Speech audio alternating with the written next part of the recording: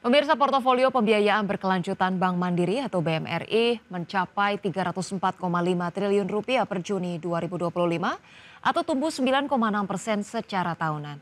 Dari jumlah tersebut, portofolio hijau naik 13,3% menjadi 157,5 triliun rupiah sehingga menegaskan posisi Mandiri sebagai pemimpin green financing di Indonesia.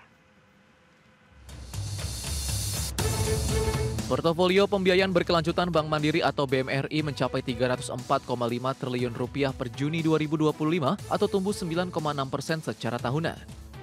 SVP ESG Grup Bank Mandiri, Monica Yohanita Octavia menyebut pertumbuhan ini selaras dengan komitmen mendukung pembangunan berkelanjutan nasional. Bank Mandiri memastikan setiap dukungan finansial berkontribusi pada transisi energi, efisiensi sumber daya hingga pembangunan infrastruktur ramah lingkungan. Seluruh pembiayaan juga mengikuti kerangka KKUB sesuai POJK 51/2017 demi kepatuhan dan tata kelola yang baik. Tak hanya pada pembiayaan, Mandiri juga melakukan transformasi operasional hijau melalui digital carbon tracking untuk memantau emisi secara real time. Hingga Juni 2025, emisi berhasil turun 3,9% secara tahunan berkat penerapan Green Office, Green Buildings bersertifikat, instalasi panel surya, dan penggunaan kendaraan listrik serta hybrid. Adapun pencapaian tersebut mendapat pengakuan internasional lewat kenaikan MSCI ESG rating dari BBB ke AA pada 2025. Monica menegaskan hasil ini adalah bukti konsistensi keintegrasi ESG dalam strategi bisnis. Kedepan, Mandiri berkomitmen memperluas pembiayaan hijau, memperkuat tata kelola global, serta mendukung target net zero emission 2060 atau lebih cepat. Berbagai sumber IDX Channel.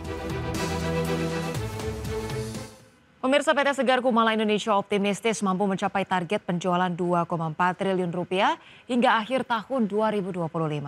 Perusahaan ini memproyeksikan peningkatan 8,6% dibandingkan hasil penjualan tahun lalu, didukung strategi adaptasi tren smart spending masyarakat Indonesia.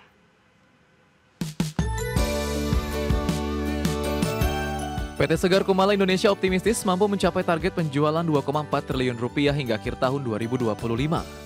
Perseroan menjelaskan bahwa strategi utama pada paruh kedua 2025 adalah menyesuaikan produk dengan pola belanja masyarakat yang semakin cerdas dan selektif.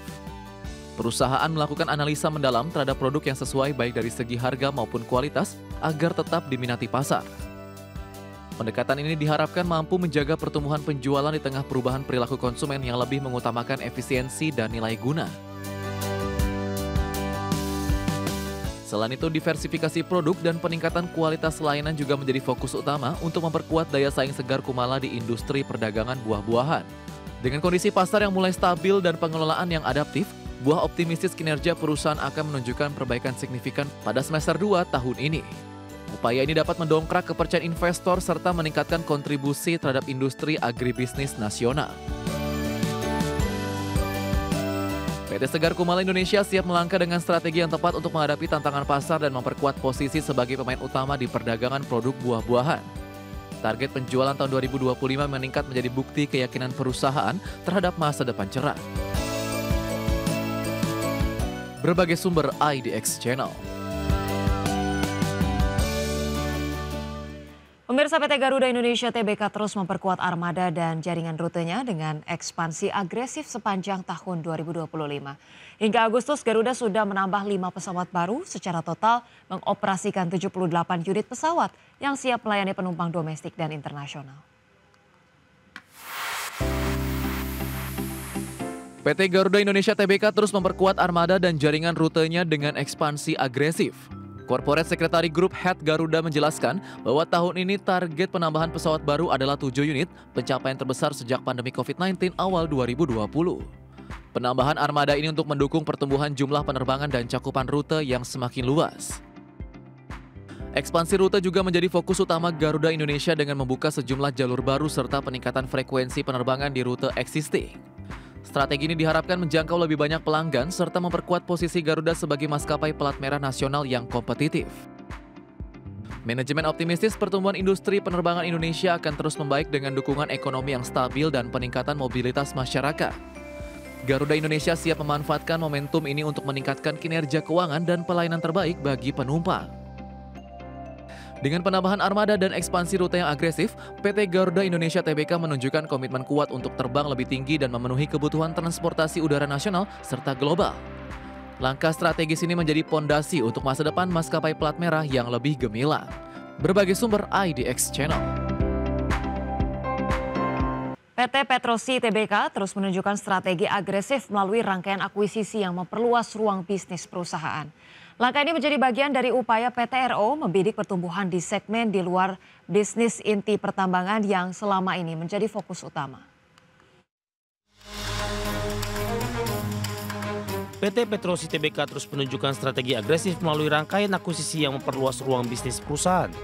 Manajemen Petrosi aktif melakukan akuisisi perusahaan baru untuk memperkuat kapabilitas dan memperluas portofolio di sektor energi terbarukan, infrastruktur, dan jasa teknis yang komplementer dengan bisnis pertambangan.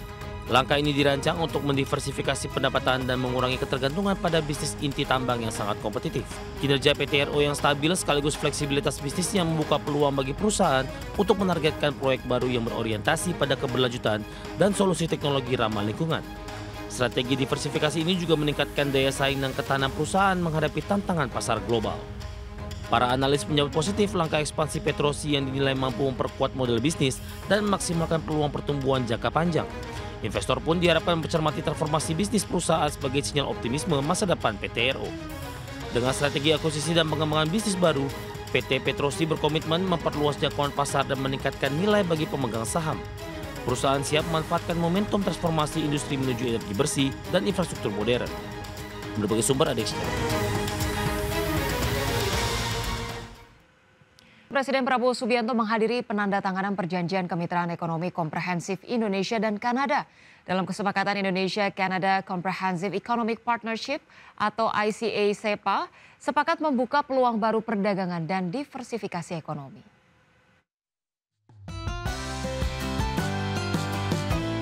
Indonesia dan Kanada resmi menandatangani perjanjian kemitraan ekonomi komprehensif Indonesia-Kanada atau Indonesia-Canada Comprehensive Economic Partnership.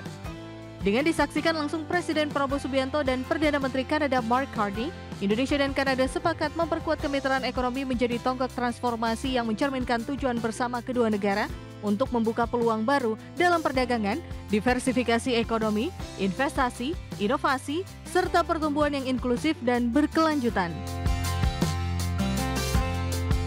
Presiden Prabowo menegaskan perjanjian ini akan menjadi platform memperkuat hubungan dagang dan investasi, sekaligus mendorong kerjasama di sektor strategis, termasuk ketahanan pangan, mineral kritis, energi terbarukan, dan ekonomi digital. And today, the signing, I think, of the Indonesia-Canada CEPA, Comprehensive Economic Partnership Agreement, is very, very important for us, very strategic economically, and politically, and so I'm very happy to be here for the signing of the CEPA, and I think this will be a historic moment. It will prove to be a significant milestone.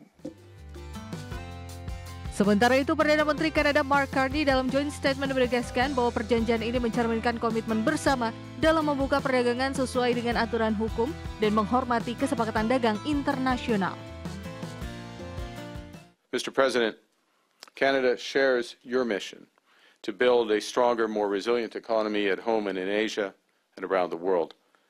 And we stand with your commitment, and again I'm going to quote from your remarks yesterday, your commitment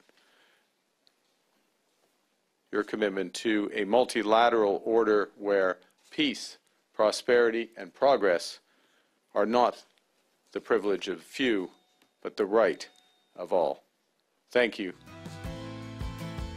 Bilateral perdagangan Indonesia-Kanada ini dinilai penting untuk menjaga keterbukaan dan prediktabilitas perdagangan global, stabilitas ekonomi dunia, serta ketahanan rantai pasok. Untuk itu, kedua negara menegaskan pentingnya fasilitasi perdagangan bersama untuk komoditas pertanian utama, termasuk produk agri-food, guna memperkuat kerjasama yang saling menguntungkan sekaligus mendukung agenda ketahanan pangan Indonesia dan perdagangan dua arah yang berkelanjutan. Dari Kanada, Tim Liputan, IDX Channel.